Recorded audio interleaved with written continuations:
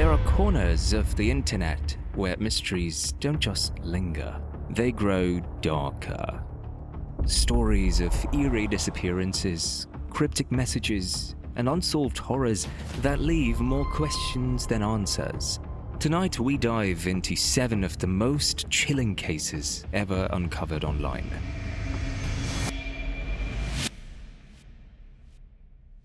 Number 1. The OKC bombing.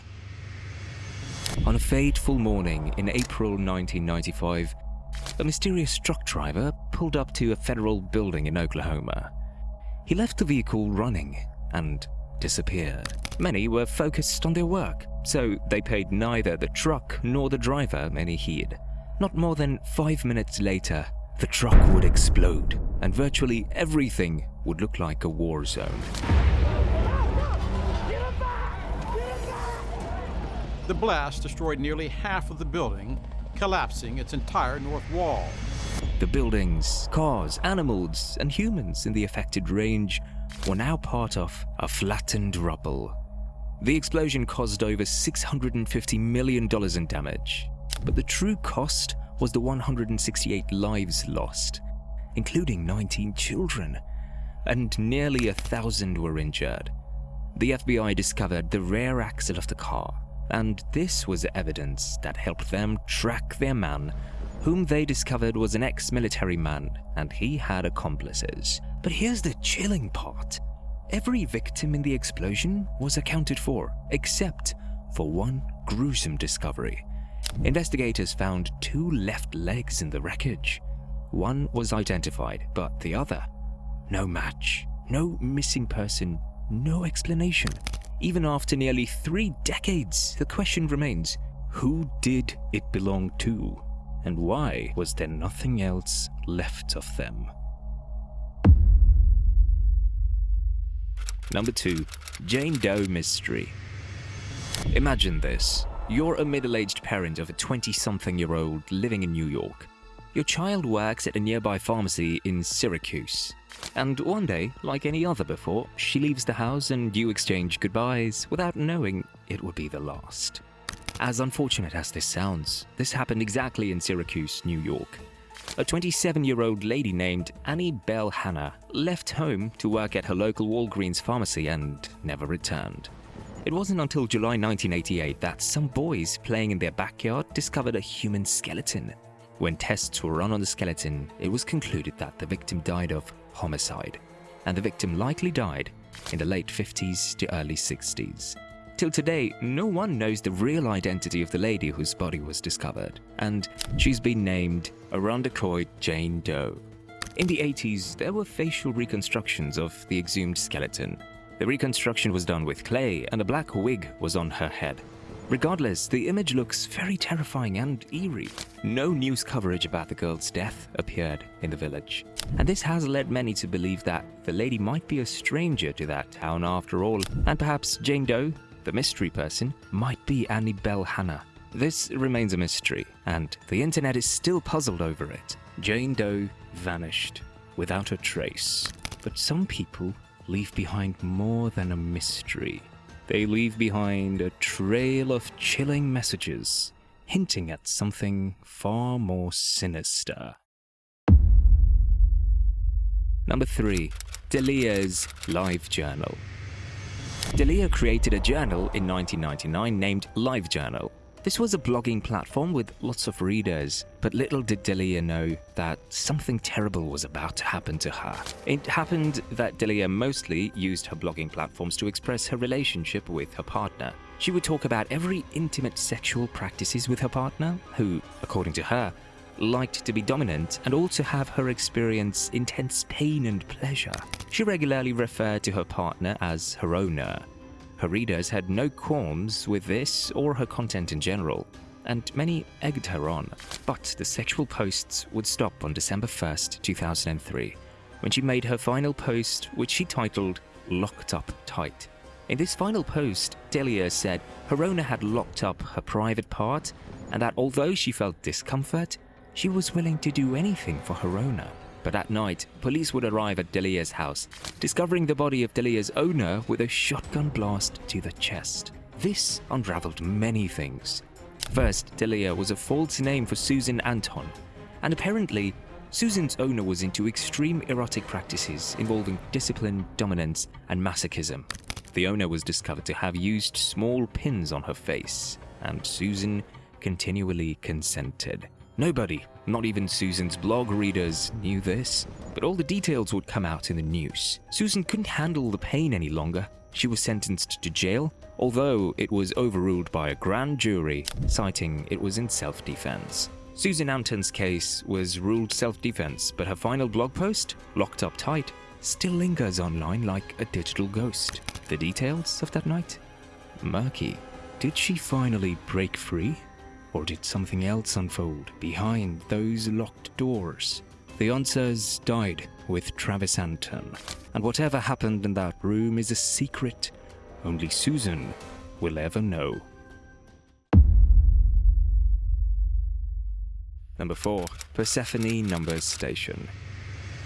1 0 1 1 1 8 1 0 5 1 0. What you've just seen is a woman speaking some strange pattern of numbers. Using the American Code of Information, the number means evident agenda. The woman appears upside down. The number spewed by her was the password that members of the ARG needed to access the ARG. ARG is a website created by the creators of the TV show Lost to engage fans in how they could broaden the story. So, although the intent behind the audio has now been deciphered, the identity of the woman speaking into the phone remains a mystery. Some conjecture is that the woman could be the lady in an old ARG file introducing ARG itself. The code was cracked, the message deciphered, but one piece of the puzzle remains. Who was the woman whispering those eerie numbers? Was she part of the game, or was she warning us of something far bigger? Some believe she was never meant to be heard at all, and that's why no one has ever found her.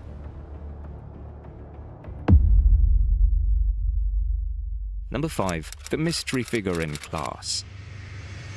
On March 12, 2025, a Reddit user posted an intriguing picture of a classroom with students, and at the front is a somewhat human-like figure that looks too tall and is floating mid-air. After a cursory look, the picture looks edited, but looking closer, the picture seems to follow an Indonesian horror story, where students had lessons after 6 p.m. Many were spooked. The university suffered a bad reputation, so much so that the public relations director had to come out to clear the air that nothing about the picture was fantastical without explaining it. A glitch in the photo? A trick of the light? Maybe. But the university's refusal to explain it only fuels the mystery. Who or what was standing at the front of that classroom? And why did it vanish before anyone noticed? One thing's for sure. Someone in that photo was never supposed to be there. Number 6. Hybrid. A tabletop RPG was published in 2002 by a man called Matthew C++. The game was very difficult and became more complicated, and the creator changed his name from Matthew C++ to Hybrid. Very soon, the game rules were nearly up to 600. Frankly, many of the rules were nonsense.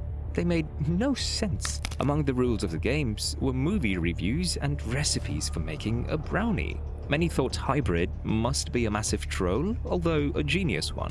Others believe that he lacked a basic understanding of how to code games. However, the latter is somewhat not very likely because there seem to be shimmers of brilliance in certain parts of the code. In 2009, the game was shut down by the website hosting it. However, in 2016, Hybrid returned with the same game, and the game continued. Hybrid vanished for years, only to return with even more bizarre, nonsensical rules. Some say it's the work of a genius. Others claim it's the ramblings of a man losing his grip on reality. But then there are those who believe Hybrid is a puzzle, a message hidden in madness, waiting for the right person to crack the code.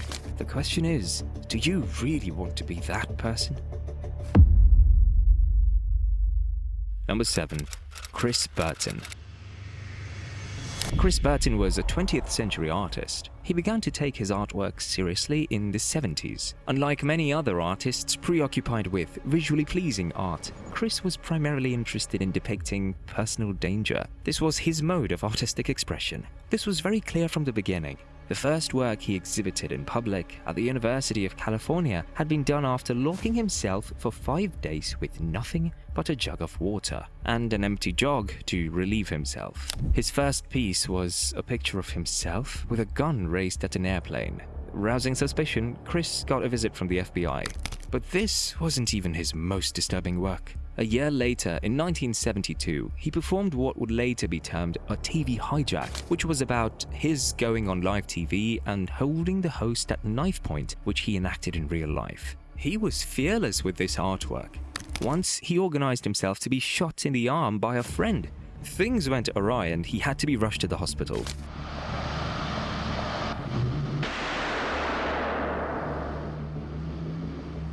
Interestingly, he used to arrange performances that put him in harm's way, like the time he burned himself onto a car with his palms nailed as the car drove around his neighborhood. Chris Burton's art blurred the line between performance and real danger. Some called him a visionary, others called him insane. But here's the unsettling part. His most extreme performances were just warm-ups. Burton once hinted at a final piece, an art project so dangerous it would be his last. Some say he abandoned the idea, but others believe he completed it, and we just haven't found out yet. Some mysteries are meant to be solved, and others are meant to haunt us forever.